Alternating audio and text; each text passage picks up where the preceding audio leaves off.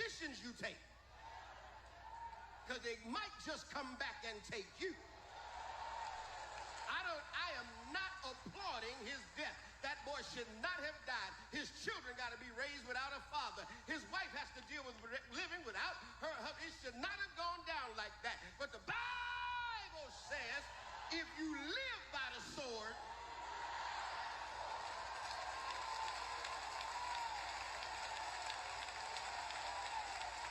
be careful of your public positions, because the Bible says you will reap what you sow. Welcome back to FBA Gatekeeping Weekly, the only place where we remind America that our sanity is not up for grabs, our culture is not for rent, and our votes are not a coupon code for Democrats to redeem every 2 years. This week, we're talking about gatekeeping our peace of mind, because clearly both parties are playing in our face, okay? Republicans are out here crying about free speech like they ever cared about anybody's freedom but their own, while Democrats are co-signing tributes to people who mocked our dead. And in the middle of it all, the DOJ literally erasing receipts about who the real domestic terrorists are. So no, we're not concerned about saving democracy. We're not concerned about saving Charlie Kirk's legacy. And we're definitely not concerned about saving Jimmy Kimmel's career. We've been doing bad all by ourselves for generations. And if nothing else, Black America has mastered the art of survival without permission.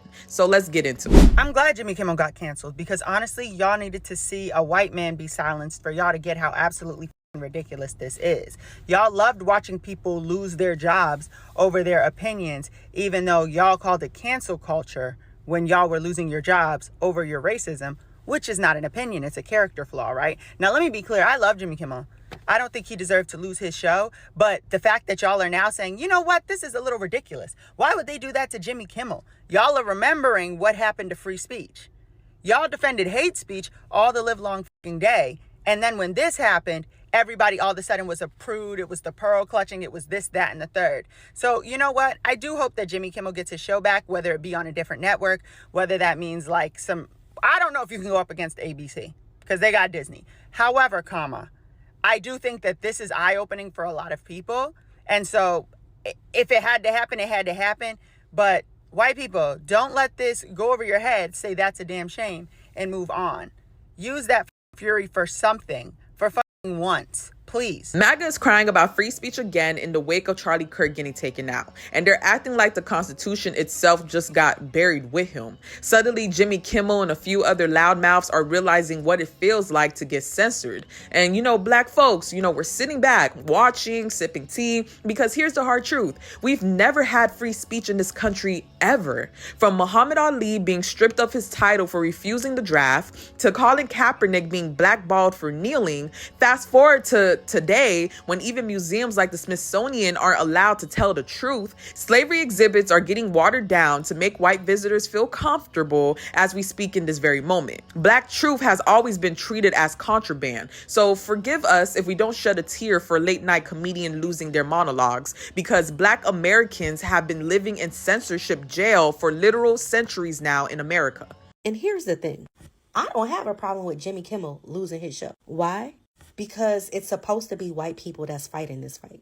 Y'all don't remember months ago when we was like, we not getting on the front lines? This is what that looks like. Stop asking Whoopi a mother thing. It's not her fight to fight. It's not her battle. So instead of saying you're a non-practicing white, fight back. Sue them. Protest. Like, it's gonna require that white people be so offended, almost as if it's happening to them. Almost as if all these policies are impacting their lives. Black lives and trans lives and gay lives. We need more Jimmy Kimmels. We need more white men, specifically, to be losing their jobs, their livelihoods. Because what else do you think is going to motivate them? It damn sure ain't the harm that's coming to people that don't look like them. So yeah, threaten the free speech of a white man and let that cause you all to cancel your Disney subscription. And also, let's not forget who we're talking about here. This is Jimmy Kimmel, the same guy who dressed in full Tropic Thunder blackface as Karl Malone, the same guy who thought it was hilarious to do a Snoop Dogg parody skit dropping the N-word like it was going out of style. While all of this resurfaced, he didn't lose his job as a late night comedian. He didn't lose money, his platform or fan base. Matter of fact, he actually got protected. When he finally did face backlash, it wasn't for any of those anti-black jokes he did about Karl Malone or his N-word laced rap. Can you imagine him saying anything the Jewish and LGBT community doesn't like and not be canceled? No. So now peep the spin. Jimmy Kimmel is now a victim of cancel culture or censorship. That's why black folks who've been properly debriefed on Kimmel are unmoved. We've seen this play before.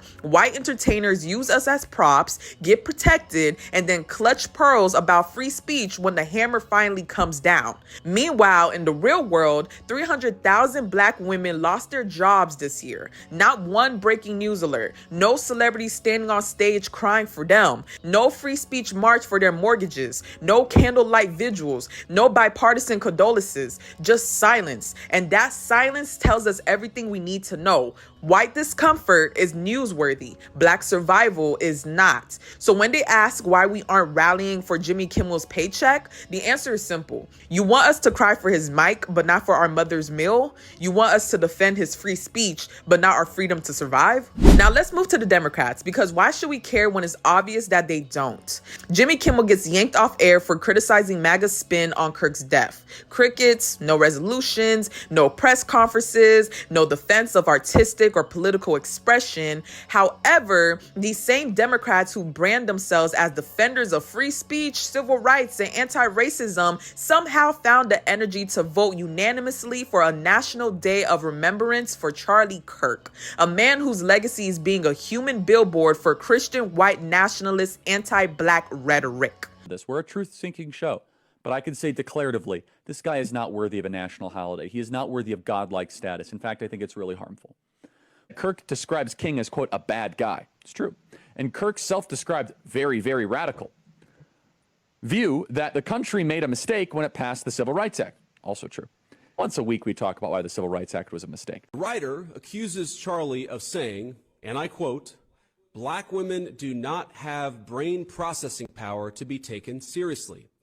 But if you go and watch the clip, the very clip she links to, you realize he never said anything like that. He never uttered those words. If we would have said that Joy Reid and Michelle Obama and Sheila Jackson Lee and Ketanji Brown Jackson were affirmative action picks, we would have been called the racist. But now they're coming out and they're saying it for us. They're coming out and they're saying, I'm only here because of affirmative action. Yeah, we know. You do not have the brain processing power to otherwise be taken really seriously. You had to go steal a white person's slot to go be taken somewhat seriously. He never uttered those words. He never uttered those words. This nigga's telling us to not believe our eyes and ears. Just That's the level of like. Okay. He literally said too. He said if you go to the clip linked, he never uttered those words. That's the clip link. Mind you, these are the same Democrats who pop up every 2 years with hat in hand, begging for our black votes like an old ex who swear they changed. Republicans are going to steal your rights, sis. We need you. That's their line. But what are they doing with our votes when they get them? Not a damn thing. After Charlie Kirk's assassination, Congress jumped to pass a resolution. The Senate, unanimous. The House, 310 to 50, and out of that, 95 Democrats, including Minority House Leader Hakeem Jeffries. They all voted yes to honoring the life of Charlie Kirk. Now pause right there. These are the same Democrats who swear up and down that the Republicans are killing free speech and pushing cancel culture. But they had no problem signing off for a holiday for Charlie Kirk. And here's where it gets wild. They picked October 14th, his birthday. Y'all know who else's birthday that is? George Floyd. Yeah. So now Charlie Kirk will be celebrated on his birthday, and I'm sure people are going to find a way to celebrate George Floyd on his birthday. Two men who cannot be more opposite. You cannot make this up. My case in point, the Senate resolution honoring Charlie Kirk, the man who said black people were better off under Jim Crow, the man who mocked George Floyd's death for clout, well, the resolution to honor him passed unanimously, voice vote. Meaning Democrats didn't just stand by in silence. They joined in the applause. 95 Democrats voted yes. 58 voted no. And when the Senate co-signed something unanimously, don't call that compromising. Call it what it is, complicity. So yesterday I posted a video about the House Democrats, 95 of them voting to honor Charlie Kirk on his birthday, which also happens to be George Floyd's birthday. But what I forgot to mention was the Senate unanimously voted for that. Martin Luther King's family literally fought for 15 years to get MLK Day. Charlie Kirk dies September 11th. He has a holiday the next week. Can somebody please make this make sense to me? This guy was a YouTuber. Contributed nothing to society except for political discussion, which just happened to be MAGA talking points, racism, transphobia, all the things that are bad in this world. October 14th is going to be the National Day of Remembrance for Charlie Kirk, and in my house, we will be celebrating George Floyd.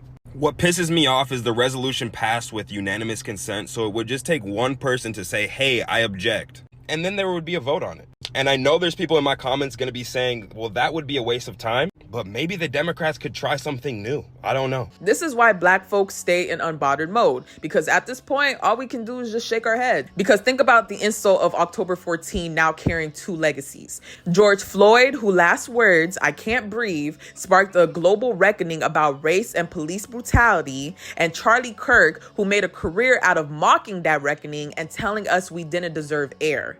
America basically said, let's put both these legacies on the same shelf. And the Democrats nodded right along, not out of silence, but out of strategy. They need to keep one foot in with us and the other foot deep in white comfort. So when people ask why Black America is checked out of the Democratic Party's guilt trips, it's because we could see the game now. You can't vote to honor a man who spit in our faces and then turn around 2 months from now and ask us to save democracy. Democracy for who? Not for us.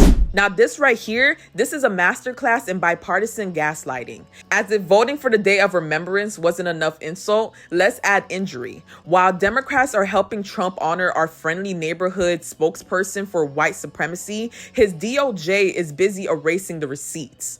In the cover of the night, the Department of Justice removed a study from their website that stated that far-right extremists commit more violence than any other side. It's so terrifying and scary. No one's really talking about that. Like J.D. Vance, Kash Patel, Donald Trump, they all keep saying the left, when we know that 60 to 75% of domestic terrorism is from the far right. Now, are there extremists on the left? 100%. But is the majority coming from the right? Yes. So for them to say what they're saying and then remove this study, which was published by the Department of Justice from their own department, like, this is extremely problematic. This is more than simply a contradiction. It's a coordinated erasure. One side canonizes the messenger and the other sanitizes the message. And Black Americans are expected to clap for the unity while watching the machinery of state-sponsored revolutionism grind away at truth. Here's what went down. The DOJ removed a study called What NIJ Research Tells Us About Domestic Terrorism. Yeah, that study flat out said the truth. Far-right extremists are responsible for way more ideological killings than leftists or Muslims. Over 520 lives since 1990. Clear numbers, clear receipts, and just like that, poof, is gone. We have some major news right now. The Department of Justice has deleted a study from its website that showed that right-wing violence and white supremacy outpaced all other forms of violence in America. According to 404 Media, which is an independent news organization, they found out that the Department of Justice deleted this study, which was conducted recently, and is currently reviewing materials about this study and other similar studies on its website. But the study essentially said that right-wing violence is outpacing all other types of violence. White supremacy violence is outpacing all other types of violence. And it was a pretty important study to show that domestic terrorism and homegrown terrorism really is contributing to a lot of the violence in the United States of America. And now this Department of Justice, unsurprisingly, is actually trying to whitewash these studies from the public's purview. And when did they delete it? Right after Charlie Kirk got shot. That's not sloppy timing, that's surgical. One day the receipts were online, September 12, and by September 13, vanished. And right on cue, Trump and his buddies started pointing fingers at the radical left, even though the shooter acted alone. That's not coincidence, that's curation. They scrubbed the facts so they can sell the story. Kirk didn't become a cautionary tale about how dangerous political extremism is. No, they flipped him into a martyr, a weapon to crack down on the left. That's what I call laundering white extremists. Dress it up as patriotism, blame the left for violence, and suddenly you've got cover to attack whoever you want. And the DOJ, they didn't just delete a study, they deleted history. They wiped away the receipts that proved the real threats. And in the silence they created, Trump filled the void with his own fairy tale. Charlie Kirk, fallen hero. The left, public enemy. That's not mourning, that's manufacturing menace. And if you can't see that, you're not paying attention. Finally, let's talk about Trey Reed, a young black student at Delta State University. Trey Reed found hanging from a tree near the campus pickleball court in Mississippi. Now here's where the lie kicks in. His family was first told he died in his dorm room in his bed, not hanging from a tree. That misinformation came straight from local deputies. Later, the university's safety director said they weren't aware of that version. So what is it? Dorm room or tree? Why are we even playing guess where when it comes to a young man's death? This is exactly why black communities don't trust officials' report, because the first story is always a lie meant to calm us down, always. There has to be footage capturing the tragedy, but they're not releasing any. And when you add the history of lynching in Mississippi, you really think we're just going to nod along to suicide and keep it moving? Please. Damn near once a year, they try to gaslight niggas into believing that somebody walked up to a tree of their own accord and autonomy, wrapped a rope around their neck, climbed the tree, tied the rope around the tree, and jumped. And then bro, we live in such a digital Big Brother ass society right now. How come it's never no type footage of them just walking into a park or walking up to the place by themselves with a book bag filled with a rope or something like that? It's never nothing like that. But you expect niggas to believe that that's what happened? And it's always in the most that would happen ass state, Mississippi. I don't believe a nigga did that in Mississippi, bro. Died in the most historically racist way essentially ever. No, I don't think they did that of their own accord.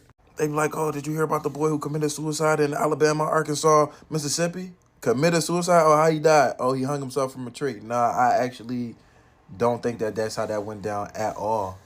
And they not doing their due diligence to find out what the fuck happened. And don't forget the timing, because Trey's death came days after Charlie Kirk's shooting. Now, is there proof of a connection? No. But do black folks have reason to side-eye the whole situation? Absolutely. Because we've seen this pattern for generations. A MAGA-tied suspect gets whispered about, and suddenly the truth gets scrambled. That's not paranoia. That's pattern recognition. Here's the thing. Trey wasn't even an activist. He wasn't organizing protests or leading marches. He was just a student. But in death, he's been pushed into activism he never asked for. Civil rights leaders are speaking up. Ben Crump is on the case. Colin Kaepernick's Know Your Rights camp is paying for an independent autopsy. Why? Because we don't trust the system to tell the truth. So whether Trey Reed wanted it or not, his death is now a rallying cry, not just for him, but for every black student on campus who deserves safety, dignity, and the truth about what happens to them. And this is why gatekeeping matters. Not just gatekeeping culture, but gatekeeping our sanity. Because Democrats will sell it, Republicans will exploit it, and the DOJ will delete it.